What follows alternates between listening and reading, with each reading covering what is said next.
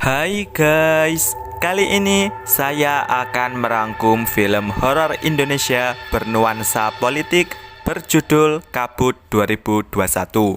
BTW, saya pernah merangkum film sejenis dengan judul Lentera Merah 2006. Bagi kalian yang mau nonton, link ada di deskripsi. Jangan lupa ditekan dulu like, komen, subscribe, serta share video ini sebanyak-banyaknya ya. Oke. Scene diawali Darsono sebagai pemimpin partai Palu Arit dan Gofur sebagai pemuka agama yang masing-masing berdakwah di hadapan masyarakatnya. Film pun dimulai. Scene pindah ke Jupri dan Joni yang mengirim ayam. Namun gak ada orang sama sekali di tempat itu. Karena kemalaman, mereka pun memutuskan tidur di mobil sambil cerita-cerita tentang warna kehidupan peternak ayam. Ayam itu, John, harus dirawat dan dibesarkan seperti anak sendiri. Si gembel gua ngomong panjang lebar dia tidur. Jupri turun karena kebelet pipis. Tiba-tiba Jupri lari, namun bertemu beberapa warga yang semuanya terluka. Kebetulan ada Mak Tija sehingga Jupri diamankan.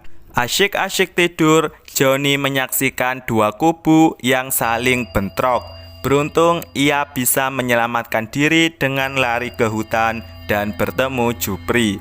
Mereka diajak ke rumah Mak Tija dan disambut cucunya bernama Mira. Jupri dan Joni pun masih gak percaya dengan yang barusan mereka lihat. Di desa ini ada yang gak beres, Jupri. Tahu. Sebagai jawaban, Mak Tija membuka sesi sharing, tentu saja ditemani Mira. Scene flashback di tahun 60-an. Mak Tija kecil bermain petak umpet di desa damai nan tentram bernama Jagalan dan dipimpin oleh Gus Gofur. Di sisi lain, tumbuh juga kelompok Palu Arit yang dipimpin Darsono. Pergerakan si Gofur jangan sampai diabaikan. Lama-kelamaan, Gus Gofur dan Darsono saling curiga. Gus Gofur berdakwah di musola, sedangkan Darsono berikrar di markasnya. Sama rasa, sama rata. Hidup rakyat! Hidup rakyat! Memerangi mereka adalah jihad di jalan Allah. Allahu Akbar! Suatu ketika, kelompok Darsono membuat sedikit ulah karena berani menempelkan pamflet Palu Arit di musola. Mereka sudah berani menyerang terang-terangan. Pertarungan antar kelompok pun sering terjadi.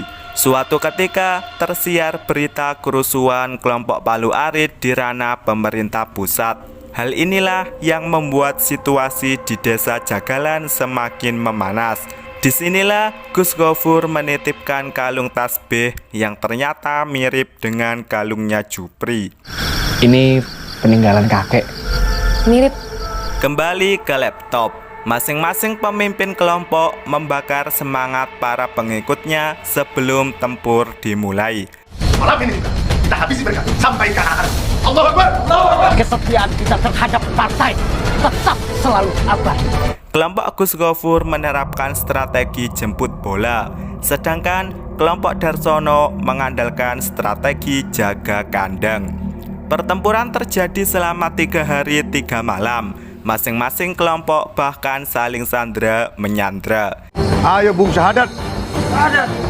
Bunuh kaum yang terhina. Tepat di hari terakhir, tersisa Gus Gofur dan Darsono yang melakukan pertempuran pamungkas.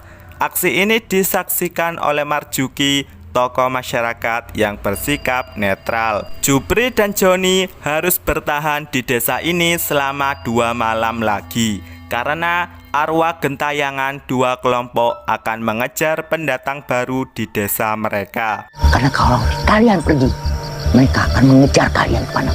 Pagi hari, Mak Tija dan Mira menyusun strategi untuk menolong Jupri dan Joni. Harus di rumah itu lagi. Bencana itu dimulai dari sana. Jadi harus dari sana. Mira memberikan baju ganti untuk Jupri dan Joni. Kemudian lanjut jalan-jalan bersama Jupri. Mira menjelaskan jika tiap tahun penduduk desa akan mengungsi selama 3 hari karena takut dihantui arwah gentayangan antar dua kelompok. Mereka itu menghantui keluarga mereka sendiri. Jupri juga mengaku adalah cucu dari seorang ulama. Mereka sampai di makam korban perang. Masalahnya, makam Gus Gofur dan Darsono belum ditemukan. Di sini juga terdapat makam Marjuki. Kemungkinan beliaulah satu-satunya orang yang tahu di mana makam Gus Gofur dan Darsono. Mira menjelaskan, mereka harus melakukan ritual pembebasan dengan cara Jangan keluar dari lingkaran. Lingkaran. mereka sampai rumah sambil guyon-guyon. Dalam perjalanan ke tempat ritual, Joni manja-manja dulu dengan pickupnya yang diberi nama Cinta. Cinta mah setia tuh, pelan tapi pasti. Jupri dan Mira menyiapkan peralatan ritual dan membuat lingkaran dari beras merah. Ingat ya Kang, jangan sampai keluar dari lingkaran ini. Baru datang, Joni malah bercanda terus-terusan. Malam pun tiba. Jupri dan Joni sedikit guyon-guyon tentang cinta dengan Mira yang udah rebahan. Mesinnya orisinil. Iyalah orisinil. Orang mau custom gak ada budgetnya. Tak sadar, kaki Joni keluar dari lingkaran, sehingga ia ditarik oleh arwah pengikut Darsono. Jupri dan Mira yang mengetahui langsung menyusul. Tentu saja mereka mendapat hadangan. Sampai di hutan, Jupri menemukan sepatunya Joni yang ternyata ada darahnya. Paginya, Jupri menyesal karena semalam tertidur. Sirap.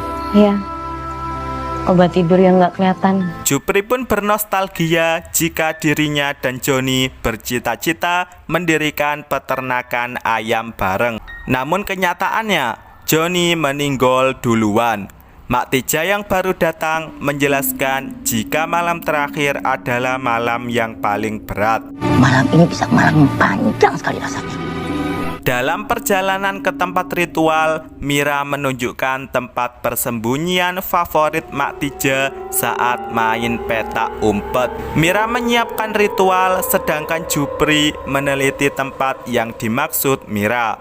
Disinilah Jupri mencurigai jika ini adalah makam Gus Gofur dan Darsono, sehingga ia mengambil linggis untuk menggalinya.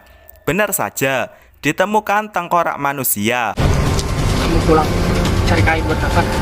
Mira yang sampai rumah melaporkan keberhasilan ini kepada Mak Tija. Kain kafan datang dan mereka langsung membungkusnya. Dalam perjalanan, mereka dihadang pengikut Darsono.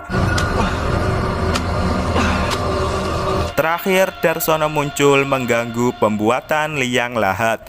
Beruntung ada Gus Gofur. Darsono yang menang langsung mencekik Jupri.